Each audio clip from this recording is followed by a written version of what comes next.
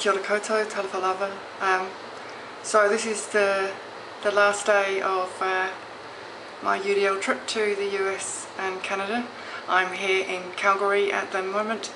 I've been visiting Dr. Sharon Friesen, who's Vice Dean of Education at the university here. She's pretty immersed in Universal Design for Learning. Not only does she teach it, and her courses are designed using the framework, but she's also been really instrumental in getting it into policy here in the province, which is kind of about the size of New Zealand, population of about 4.5 million. So pretty comparable to us, really. It's been really great to spend some time talking with Sharon, and the big thing that's kind of we come around to again and again is just this thing around the neuroscience and the impact of that knowledge that we now have about the kind of recognition networks, strategic networks, and kind of effective networks in the brain, and the variability in each of those parts.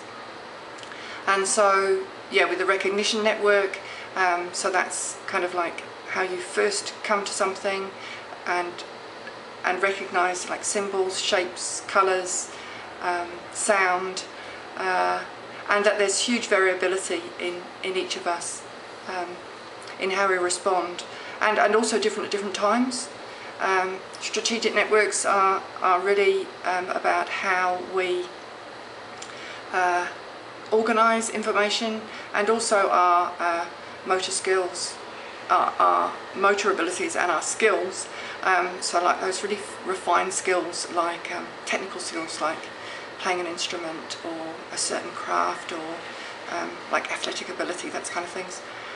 But also our executive functions of how we organise information and plan what we're doing. And then the kind of affective network, so the kind of the easiest way to describe it is kind of inside, and that's really this whole thing around engagement, and it's like what motivates us to do something, to respond in a certain way, to engage with an activity or some kind of stimulus. And really the neuroscience just kind of shouts at us at how our lived experience shapes how we learn.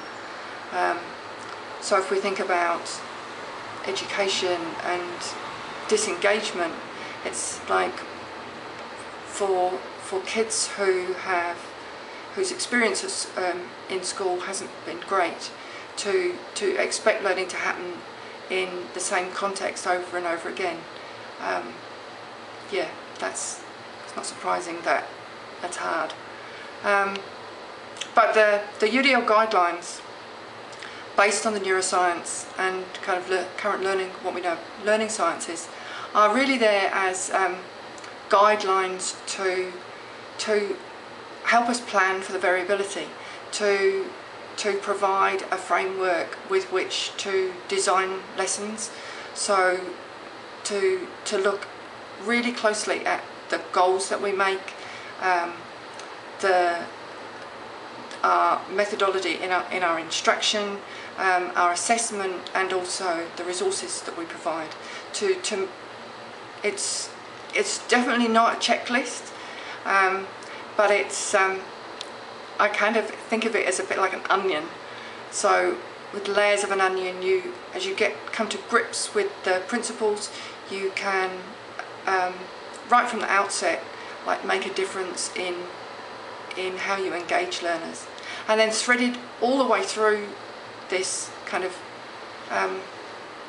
framework is the premise that we have to begin from culture.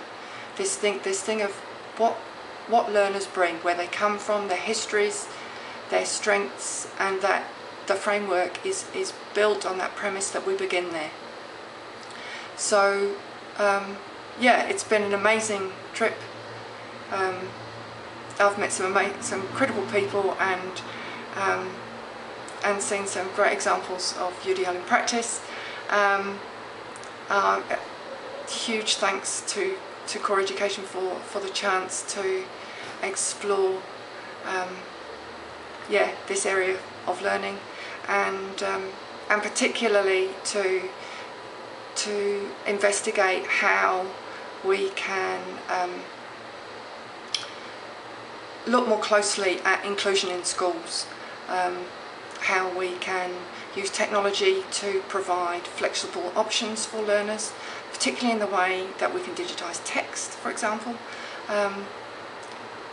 And yeah, I think it's great that we don't, in New Zealand we're not going to have to start from scratch, that we can actually build on the experience of other people, and yeah, just take it from there. Lots more stories to come.